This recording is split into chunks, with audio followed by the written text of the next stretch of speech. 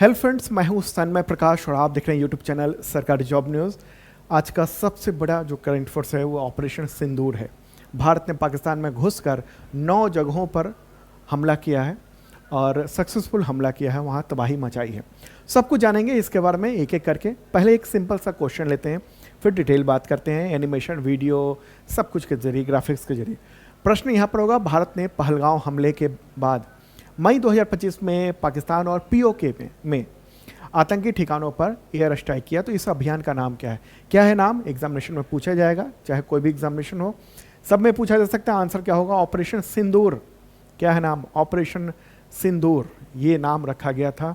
भारत ने पाकिस्तान के आतंकी ठिकानों पर और संगठनों पर बिल्कुल घुस के कार्रवाई की है। ओके, और बताया जाता है कि बहुत सारे आतंकी और उसके सरगना वो सब मारे गए हैं, और इनमें लश्कर तैयबा का एक कमांडर भी था। ओके, ये सब चीज़ें हैं। और पूरा जो टारगेट था ना, वो जैश ए मोहम्मद का प्रमुख जो है मौलाना मसूद अजहर, वो था। ओके, तो ये जो ऑपरेशन सिंदूर नाम रखा गया है, ये जवाबी कार्रवाई थी पहलगांव हमले के 15 दिन के बाद। नाम ऑपरेशन सिंदूर उन महिलाओं को समर्पित है जिनके पतियों कि पहलगांव में 22 अप्रैल को आतंकवादियों ने हत्या कर दी थी गोलियां चलाकर। तो सेना ने इसको लेकर प्रेस कॉन्फ्रेंस किया। सेना के 2 महिला अधिकारियों ने और भारत के जो विदेश सचिव हैं विक्रम मिस्री, उन्होंने, ठीक है, तो उन्होंने करीब सुबह 10:30 बजे इसके बारे में बताया कि रात भर किस तरीके से भारत ने जो हमला किया, मिसाइल चलाया, इसके बारे में। ओके, और ये फोटोग्राफ, वीडियो भी देख रहे हैं आप ऑपरेशन सिंदूर, और इसमें 2 महिला आर्मी ऑफिसर आपको दिख रही हैं। आर्मी की कर्नल सोफिया कुरैशी और एयरफोर्स से विंग कमांडर व्योमिका सिंह, उन्होंने इसके बारे में जानकारी दी। पूरी दुनिया इसको बेसब्री से देख रही थी कि भारत ने क्या किया है, इसके बारे में ऑफिशियल जानकारी क्या है। ओके, तो कर्नल सोफिया और विंग कमांडर व्योमिका सिंह ने बताया कि रात को 1:05 से लेकर 1:30 के बीच में ये ऑपरेशन हुआ है। 25 मिनट में पाकिस्तान और पीओके में 9 टारगेट पहचाने गए और उसको तबाह कर दिया गया। लॉन्च पैड, ट्रेनिंग सेंटर, ये सब कुछ वहाँ तबाह किया गया है। आप ये देखिए, इन सब जगहों पर ये अटैक भारत की ओर से किए गए हैं। कौन कौन से क्षेत्र हैं, पहले उसको देख लेते हैं, फिर और डिटेल बात करेंगे। देखिए, एक ये पाकिस्तान के अंदर में, पाकिस्तान में भी एक पंजाब है और वहाँ पर एक जगह है बहावलपुर, यहाँ पर हमला किया गया।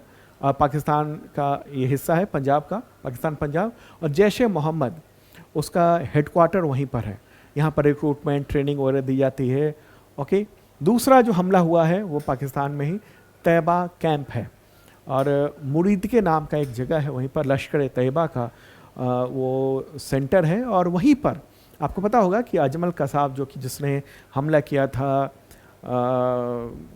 मुंबई हमला किया था, तो वहाँ पर जो हमलावर था उन सबको ट्रेनिंग इसी जगह पर दी गई थी, मुरीद के पे। ओके, डेविड कॉलमन हेडली, यहीं पर ट्रेन किया गया था। इसके अलावा और भी जगह है, जैसे क्या है तेहरा कलां, यहाँ पर जैश ए मोहम्मद का सेंटर है। और आपको बताऊँ कि मार्च 2025 में पुलिस जवान पर की जो हत्या की गई थी कश्मीर में, तो उन आतंकवादियों को यहीं पर ट्रेनिंग दी गई थी। एक और जगह है सियालकोट, पाकिस्तान में है, ये महमूना जोया एक सेंटर है, उस जगह पर हमला किया गया भारत की ओर से। और बताऊं कि इस जगह पर जो आतंकवादी ट्रेंड हुए थे, उन सब ने पठानकोट में हमला किया था भारत में। और भी जगह है, आप ये देखिए, ये है बरनाला, तो ये लश्कर तैयबा का सेंटर है, यहाँ पर आतंकवादियों को हथियार चलाना सिखाया जाता है। अब बात करेंगे हम लोग यहाँ पर कोटली, जो कि पीओके में है, पाक ऑक्युपाइड कश्मीर में, यहाँ जैश ए मोहम्मद का सेंटर है, और एलओसी से, यानी लाइन ऑफ कंट्रोल से मात्र 13 किलोमीटर की दूरी पर है। यहाँ पर फिदाइन तैयार किए जाते हैं पाकिस्तान के द्वारा और पाकिस्तान के आतंकवादी संगठनों के द्वारा, ठीक है। और वहीं पर कोटली में ही एक और है गुरपुर कैंप, वहाँ पर हिजबुल मुजाहिदीन का सेंटर है। और जो 2023 में जम्मू कश्मीर के पुंछ में जो हमला हुआ था श्रद्धालुओं पर, तो उसके आतंकवादियों को यहीं ट्रेंड किया गया था, इसी जगह पर, ठीक है। और भी जगह आपको बताऊं कि मुजफ्फराबाद में सवाई नाला कैंप है, लश्कर तैयबा का वहाँ सेंटर है। और जो अभी पहलगांव में हमला हुआ, उन सब के आतंकियों को यहीं पर ट्रेनिंग दी गई थी। मुजफ्फराबाद में ही एक सेंटर है सैयदाना बिलाल कैंप, तो वहाँ पर भी हमला किया गया। वो जैश ए मोहम्मद का सेंटर है और वहाँ पर आतंकवादियों को हथियार चलाना, विस्फोटक, जंगल में कैसे सर्वाइव करें, इन सब की ट्रेनिंग वहाँ पर दी जाती है। मतलब ये सब ठिकाने हैं और यहीं पर भारत ने हमला किया।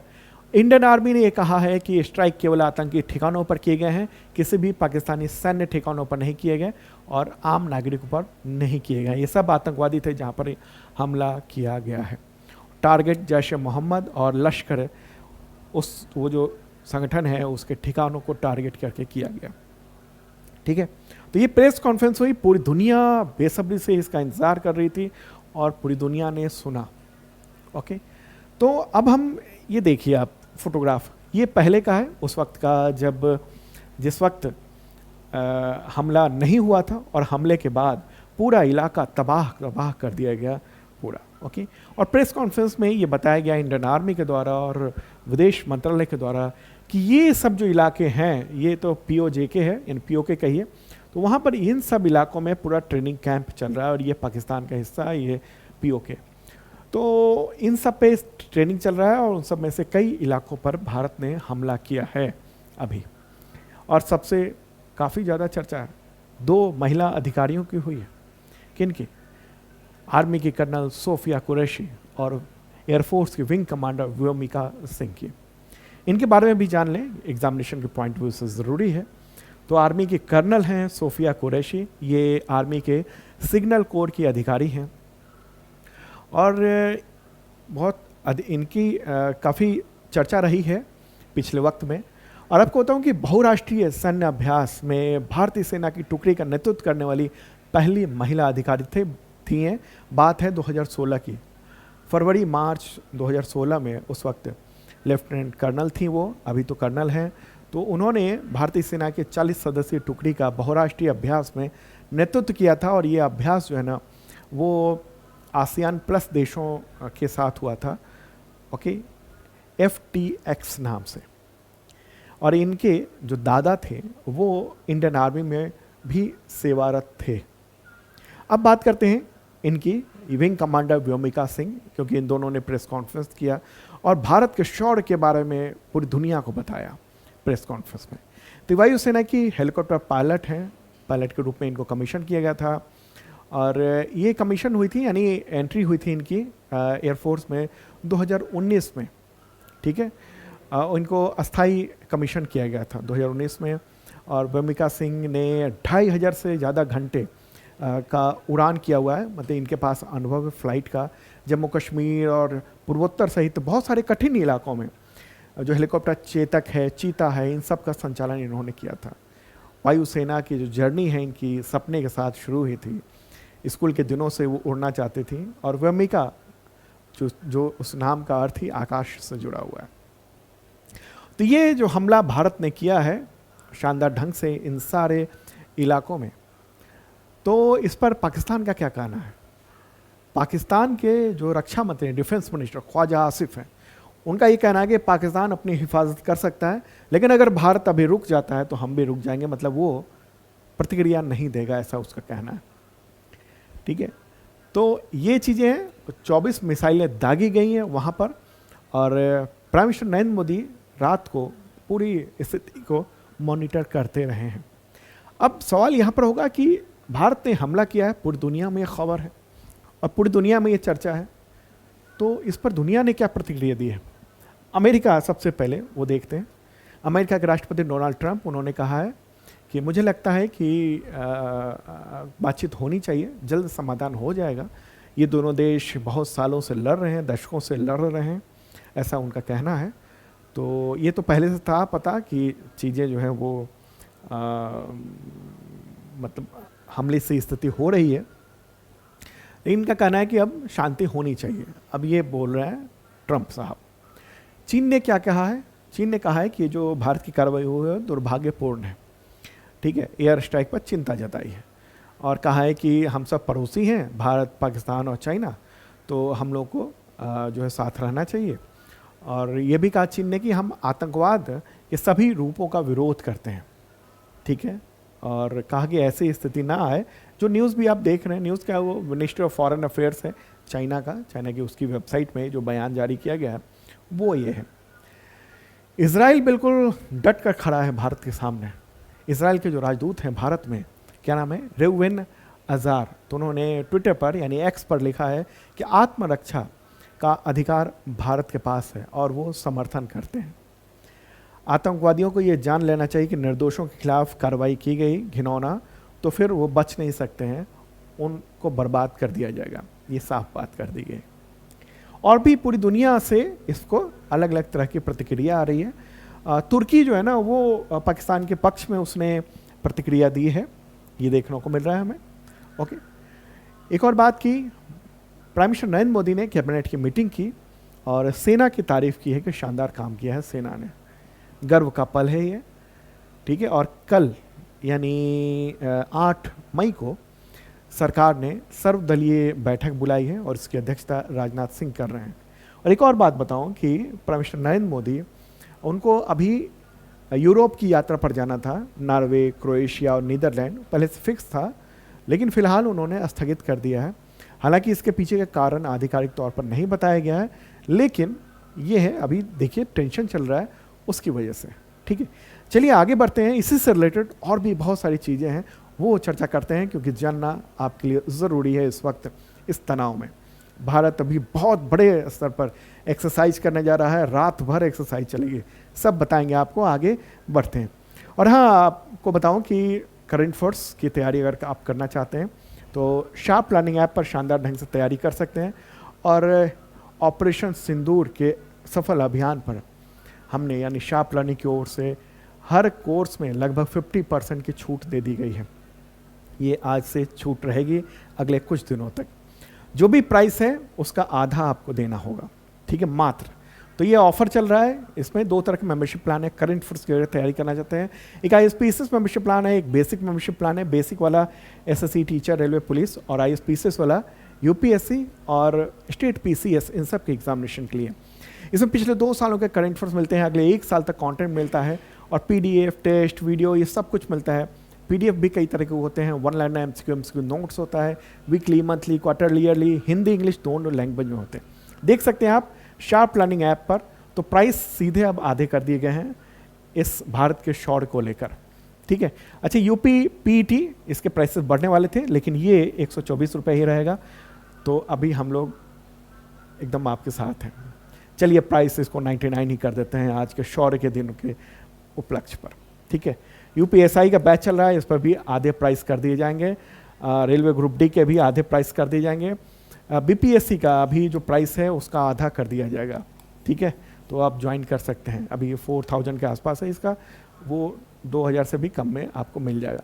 बिहार सिपाही का बैच चल रहा है, इसका भी प्राइस अब इसके आधे कर दिए जाएंगे, आप देखेंगे। ओके, शार्प प्लानिंग ऐप पर आप तुरंत मौके का फ़ायदा उठा सकते हैं। भारत ने जो काम किया है शानदार, उस मौके पर जश्न के साथ हम भी हैं। तो अगला क्वेश्चन लेते हैं एक और, फिर डिटेल बात करेंगे। भारत पाकिस्तान में तनाव के बीच इंडियन एयरफोर्स ने मई 2025 में किस राज्य में बड़े पैमाने पर युद्धाभ्यास के लिए नोटिस टू एयरमैन यानी नोटम वो जारी कर दिया है? आंसर क्या होगा इसका? राजस्थान। राजस्थान में बड़े पैमाने पर एक्सरसाइज कंडक्ट होने जा रहा है और इंडियन एयरफोर्स का कहना है कि ये प्री प्लान्ड है, ये 7 और 8 मई की रात को, ठीक है। नोटम क्या होता है? नोटिस टू एयरमैन, इस बारे में जानते हैं। उससे पहले आप एक मैप देख लीजिए। ये जो है वो बॉर्डर है, भारत और पाकिस्तान का इंटरनेशनल बॉर्डर, ठीक है। मैप पर नहीं है, मतलब स्केल पर नहीं है सेम। तो इसी में इतने वाले जगह पर ये क्या है, इधर से लगभग ऐसे, इधर गुजरात है और इधर राजस्थान का बड़ा इलाका है। तो इतने बड़े इलाके पर ये भारत ने जो है ना वो यानी इंडियन एयरफोर्स ने नोटम जारी कर दिया। नोटम क्या होता है आप देखिए। नोटम एक प्रकार का नोटिस होता है और इसका मतलब होता है नोटिस टू एयरमैन। और इसके माध्यम से क्या है कि किस क्षेत्र में नहीं उड़ना है, ये अंतर्राष्ट्रीय जो तमाम जो उड़ान से संबंधित जो संस्थाएं हैं उनको मैसेज कर दिया जाता है कि भाई इस तरफ आए तो गए, ठीक है, बर्बाद हो जाओगे। जब भी अगर उस क्षेत्र में कोई काम चल रहा होता है या फिर युद्धाभ्यास हो रहा होता है या मिसाइल लॉन्च होना है तो नोटम जारी किया जाता है। ओके, तो इसी क्षेत्र में यहीं पर ये विमान जो है ना एक्सरसाइज करेंगे, फुल डिटेल में ये एक्सरसाइज होने जा रहा है भारत की ओर से। रात को होगा, रात भर ये एक्सरसाइज चलेंगे। ठीक है, और उधर पाकिस्तान भी अपना एक्सरसाइज कर रहा है, इंडस नाम का एक एक्सरसाइज कर रहा है। ठीक है, तो ये एक इम्पॉर्टेंट बात रही। तो कहाँ पर, एक बार मैप के ज़रिए और भी देख लेते हैं। ठीक है, ये यहाँ पर ये पाकिस्तान है और ठीक इस जगह पर ये पूरे इलाके में यहाँ नोटिस टू एयरमैन ये जारी कर दिया गया है, नोटम। और यहाँ पर ज़बरदस्त हमले होंगे, एक्सरसाइज किया जाएगा, युद्ध का एक्सरसाइज किया जाएगा। ओके, और आप लोगों को भी तैयार रहना है क्योंकि आज तो 7 मई है, 7 से 9 मई तक जनता को भी तैयार किया जा रहा है कि मॉक ड्रिल की जा रही है कि अगर कोई हमला होता है, हवाई हमला होता है तो कैसे बचना है, उसके लिए पूरी ड्रिल करवाई जा रही है। ठीक है, और उसके लिए सरकार ने, केंद्र सरकार ने पूरा गाइडलाइन भी जारी की हुई है कि कैसे अगर हमला होता है तो कैसे बचना है। अब देखते हैं आगे क्या अपडेट आता है आगे। अब तो निर्भर करता है पाकिस्तान पर। भारत ने बहुत गंभीर कार्रवाई कर दी है और ये अपेक्षित था, इंतज़ार हो रहा था भारत की ओर से कि भाई कुछ ना कुछ होगा, जनता वेट कर रही थी। अब आगे देखना है कि क्या होता है, जो भी अपडेट होता है आपको पूरा बताएंगे। चलिए आगे बढ़ते हैं और कुछ और भी प्रश्न है उसको भी ले लेते हैं। अंतर्राष्ट्रीय दाई दिवस कब मनाया जाता है, तो वह है 5 मई को। और थीम क्या है इस बार की, दाइयाँ हर संकट में महत्वपूर्ण। दाइयाँ मतलब मिडवाइफ डे है ये। ओके, अगला क्वेश्चन लेंगे, विश्व हाथ स्वच्छता दिवस कब मनाया जाता है। आंसर होगा इसका 5 मई को। WHO के द्वारा ये घोषित है ये दिवस, ताकि बीमारियां, जो संक्रमण है, इन्फेक्शन है, वो कम से कम हो सके। अगला क्वेश्चन, भारतीय वायुसेना यानी इंडियन एयरफोर्स के नए उप प्रमुख कौन बन गए हैं, क्या नाम है उनका। आंसर होगा एयर मार्शल नर्मदेश्वर तिवारी। और ये रहा फोटोग्राफ इनका। ठीक है, किसकी जगह ली इन्होंने, तो SP धारकर के लिए जगह ली है इन्होंने। SP धारकर 30 अप्रैल को रिटायर हो गए और एयर मार्शल नर्मदेश्वर तिवारी अब उप प्रमुख इंडियन एयरफोर्स के हो गए हैं। एक सवाल है आपसे कि इंडियन एयरफोर्स के चीफ कौन है, कमेंट बॉक्स में बताइए जरा। इस वक्त जंग के हालात में क्या आपको याद है इंडियन एयरफोर्स के चीफ कौन है, जिनके शौर्य की गाथा भी गाई जा रही है। आगे बढ़ते हैं, अगला क्वेश्चन, सबसे ज़्यादा किस संस्थान को 4 पुलित्जर पुरस्कार 2025 मिले हैं। आंसर होगा New York times, the New York times. Okay, Pulitzer पुरस्कार सबसे बड़ा अवार्ड माना जाता है आमतौर पर पत्रकारिता के क्षेत्र में, लेखन के क्षेत्र में। तो पत्रकारिता के क्षेत्र में ये सब अवार्ड दिए गए हैं। जैसे सार्वजनिक सेवा, अलग अलग कैटेगरी है, जैसे सार्वजनिक सेवा कैटेगरी है, उसमें कविता सुनाना, लिजी प्रेसर, कैसंड्रा, ज़रा मिलो और इसके अलावा स्ट्रेसी कैनिट्स, उनको ये अवार्ड मिला है। अब अस्पष्ट जो गर्भपात होते हैं, कानून है उससे जो मातृ मृत्यु होती है उसकी रिपोर्टिंग के लिए अमेरिका में मामला, अमेरिका का मामला है, तो उसी के लिए ये मिला है। अब ब्रेकिंग न्यूज़ रिपोर्टिंग के लिए द वाशिंगटन पोस्ट के स्टाफ को मिला है। ठीक है, खोजी रिपोर्टिंग के लिए रॉयटर्स के स्टाफ को मिला है।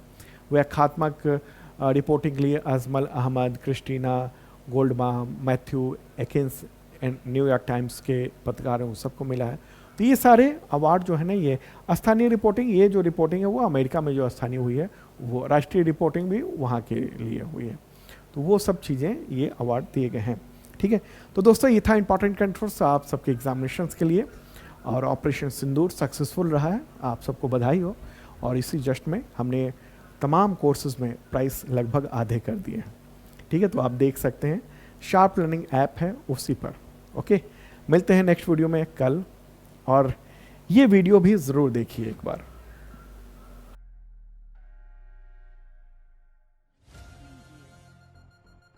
घरों में परिवार साथ बैठकर खाना खा रहे हैं।